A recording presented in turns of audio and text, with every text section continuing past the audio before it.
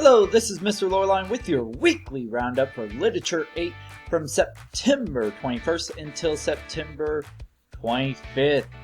Now, as we did on Friday, we're going to be comparing the video version of Flowers of Algernon to the text that we are reading. And of course, we'll pick that back up on Monday, and then of course back up reading, finish worksheet number 1, and then begin worksheet number 2. Now again, all those worksheets will have questions on inference, so an educated guess using context clues from the text, and of course our own history to kind of analyze what's going on in the story. We'll finish up the worksheet number 2 on Tuesday, and then on Wednesday we will pick up and finish worksheet number 3, and again be comparing the video to the short story.